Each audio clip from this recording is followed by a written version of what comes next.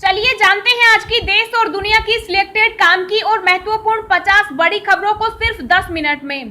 पर अभी तक आपने इस वीडियो को लाइक नहीं किया तो लाइक कर दीजिए। तो चलिए वीडियो स्टार्ट करते हैं। मानसूनी बारिश के बीच मोदी सरकार 12 करोड़ लोगों पर होने जा रही है मेहरबान, खाते में आएंगे 2000 रुपए। अगस्त में भारत के हाथों में होगी संयुक्त राष्ट्र सुरक्षा परिषद की कमान, आतंकवाद पर और तेज होगा प्रहार। कोरोना का डेल्टा वेरिएंट चेचक की तरह आसानी से फैल सकता है, रिपोर्ट में दावा। अमेरिका, चीन समेत आधी दुनिया में बिगड़े हालात, WHO ने कहा डेल्टा से भी जानलेवा वेरिएंट आने की आशंका। केंद्र सरकार ने कोविड आपातकालीन प्रतिक्रिया पैकेज के तहत राज्यों को 15% राशि जारी की। केंद्र का राज्यों और केंद्र शासित प्रदेशों को निर्देश, भिखारियों और घुमंतू जाति के लोगों के टीकाकरण का विशेष प्रबंध हो। एमपी के आधे हिस्से में ऑरेंज अलर्ट जारी, दिल्ली में अगले 3 दिन अच्छी बारिश की संभावना। कृषि कानूनों के खिलाफ आंदोलन में किसानों की मौत की जेपीसी से कराई जाए जांच, राष्ट्रपति से मिला प्रतिनिधिमंडल। ट्रेनी आईपीएस अफसरों को पीएम मोदी का मंत्र, बोले आपके हर फैसले में देश हित होना चाहिए।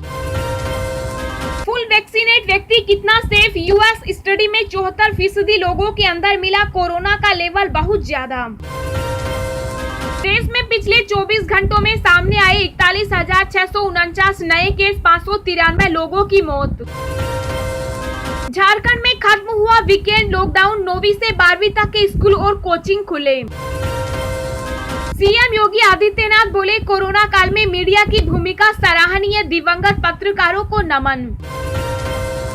राजस्थान कांग्रेस में सुलह के आसार, कई मंत्रियों की होगी छुट्टी, संगठन में करेंगे काम। बीजेपी छोड़कर टीएमसी में शामिल हुए मुकुल रॉय का रद्द हो जाएगा एमएलए पद, विधानसभा में हुई सुनवाई में जानिए क्या हुआ। पीएम मोदी को लेकर एससी की अहम टिप्पणी, कहा तीसरे पक्ष के कहने पर नहीं हो सकती एफआईआर रद्द। तालिबान को लेकर अमेरिका की पाकिस्तान को 2 टूक, अफगानिस्तान में सकारात्मक कदम उठाए इमरान सरकार। कम रोग प्रतिरोधक क्षमता वाले मरीजों को कपड़े का मास्क नहीं पहनना चाहिए, रिसर्च में हुआ खुलासा, इन्हें ब्लैक फंगस का खतरा ज्यादा।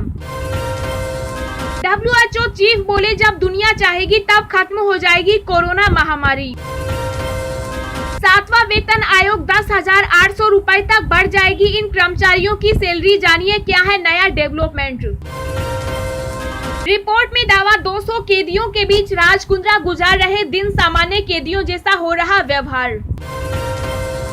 आरबीआई का नया नियम, आज से एटीएम से पैसा निकालना, डेबिट और क्रेडिट इस्तेमाल हो जाएगा महंगा, जाने कितना लगेगा चार्ज। बच्चों द्वारा स्मार्टफोन के इस्तेमाल पर सामने आए चौंकाने वाले खुलासे, 59% बच्चे मोबाइल पर करते हैं ये सब।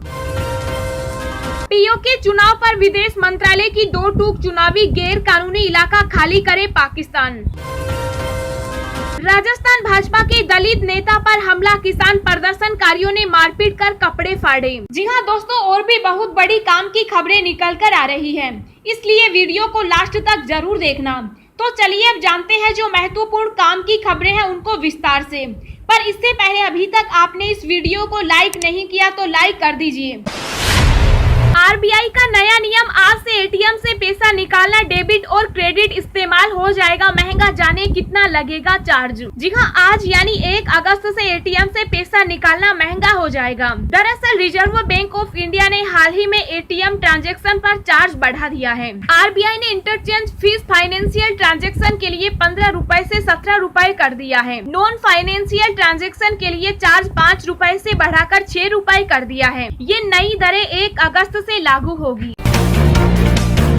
अगस्त में भारत के हाथों में होगी संयुक्त राष्ट्र सुरक्षा परिषद की कमान, आतंकवाद पर और तेज होगा प्रहार। जी हां, 1 अगस्त से 1 महीने के लिए भारत के हाथों में संयुक्त राष्ट्र सुरक्षा परिषद की कमान होगी। भारत 1 अगस्त को संयुक्त राष्ट्र सुरक्षा परिषद की अध्यक्षता संभालेगा और इस महीने के दौरान समुद्री सुरक्षा, शांति स्थापना की कवायद करने और आतंकवाद पर कड़ा प्रहार करने को तैयार है। महासभा अध्यक्ष के कार्यालय से मिली जानकारी के मुताबिक भारत के राजदूत टीएस तिरुमूर्ति ने यूएन महासभा प्रमुख को भारत की अध्यक्षता के दौरान होने वाली मुख्य गतिविधियों से अवगत करवाया। संयुक्त राष्ट्र में भारत के स्थायी प्रतिनिधि राजदूत टीएस तिरुमूर्ति ने 15 राष्ट्रों के शक्तिशाली संयुक्त राष्ट्र निकाय की भारत द्वारा अध्यक्षता संभाले जाने की पूर्व संध्या पर एक वीडियो संदेश में कहा कि हमारे लिए उसी माह में सुरक्षा परिषद की अध्यक्षता संभालना विशेष सम्मान की बात है, जिस माह हम अपना 75वां स्वतंत्रता दिवस मना रहे हैं।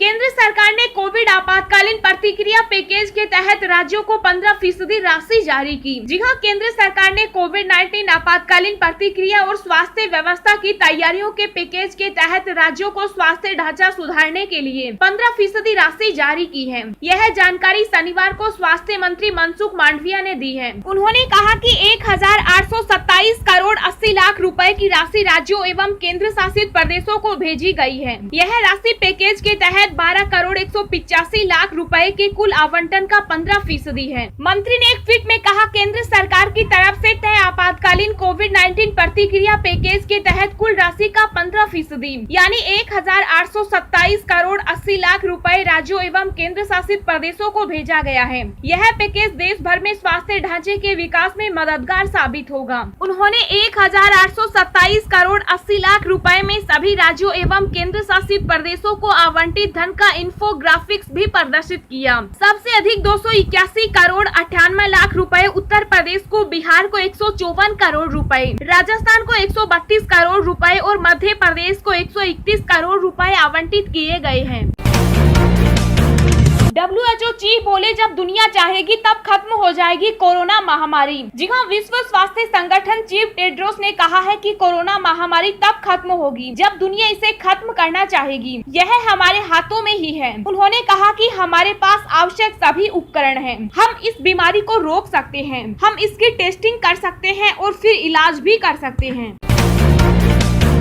मानसूनी बारिश के बीच मोदी सरकार 12 करोड़ लोगों पर होने जा रही है मेहरबान, खाते में आएंगे 2000। जी हां, मानसूनी बारिश के बीच पीएम मोदी सरकार इन दिनों जल्द ही किसानों के ऊपर मेहरबान होने जा रही है। अगर आप पीएम किसान सम्मान निधि के लाभार्थी हैं तो यह खबर आपके बड़ी ही काम की है। केंद्र सरकार पीएम किसान निधि से जुड़े लोगों के खाते में 2000 रुपए की नौवीं किस्त खाते में डालने जा रही है, जिसका फायदा करीब 12 करोड़ लाभार्थियों को मिलेगा। सूत्रों से मिली जानकारी के मुताबिक बताया जा रहा है कि नौवीं किस्त अगस्त महीने में आएगी। देश में पिछले 24 घंटों में सामने आए 41,649 नए केस, 593 लोगों की मौत। जी हां, देश में जानलेवा कोरोना वायरस की दूसरी लहर बरकरार है। पिछले 24 घंटों में कोरोना वायरस के 41,649 नए मामले सामने आए हैं। वहीं 593 लोगों की मौत हो गई। देश में अब तक इस जानलेवा बीमारी से 4,23,810 लोगों की मौत हो चुकी। स्वास्थ्य मंत्रालय की ओर से जारी ताजा आंकड़ों के मुताबिक देश में पिछले 24 घंटों में कोरोना से 37,291 लोग ठीक हुए हैं, जिसके बाद ठीक होने वाले लोगों की संख्या बढ़कर 3,07,81,263 हो गयी।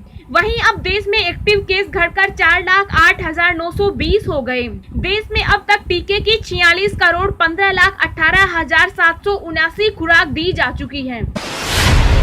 दिन भर की ताजा खबरें सोशल मीडिया पर पाने के लिए आप हमें फेसबुक, ट्विटर, टेलीग्राम पर ज्वाइन करें। लिंक नीचे डिस्क्रिप्शन में दी गई है। इसके साथ ही खबरें सबसे पहले पाने के लिए चैनल को सब्सक्राइब करें और बेल आइकन को प्रेस करके ऑल को सेलेक्ट करें।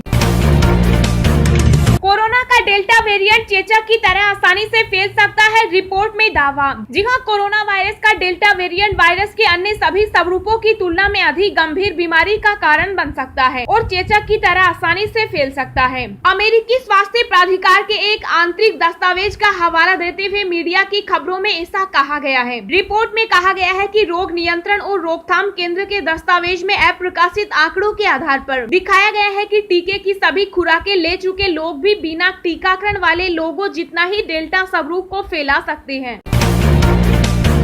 केंद्र का राज्यों और केंद्र शासित प्रदेशों को निर्देश, भिखारियों और घुमंतू जाति के लोगों के टीकाकरण का विशेष प्रबंध हो। जी हां, केंद्र सरकार ने राज्यों और केंद्र शासित प्रदेशों से भिखारियों, घुमंतू जाति और पुनर्वास केंद्रों पर रहने वाले लोगों के टीकाकरण के लिए विशेष प्रबंध करने को कहा। टीकाकरण के जरूरी दस्तावेजों से वंचित इन लोगों के टीकाकरण के लिए केंद्रीय स्वास्थ्य मंत्रालय 6 मई को ही दिशा निर्देश जारी कर चुका है। स्वास्थ्य सचिव राजेश भूषण ने सभी राज्यों और केंद्र शासित प्रदेशों के मुख्य सचिवों और प्रशासनिक अधिकारियों को लिखे पत्र में 6 मई के पत्र का उल्लेख करते हुए भिखारियों, घुमंतू जाति और पुनर्वास केंद्रों में रहने वाले लोगों के लिए जल्द से जल्द टीकाकरण करने की जरूरत बताई। उन्होंने कहा कि ये वो लोग हैं जो न तो पंजीकरण करा सकते हैं और न ही उनके पास इसके लिए जरूरी दस्तावेज हैं। ऐसे में इन लोगों का टीकाकरण से छूट जाना खतरनाक हो सकता है।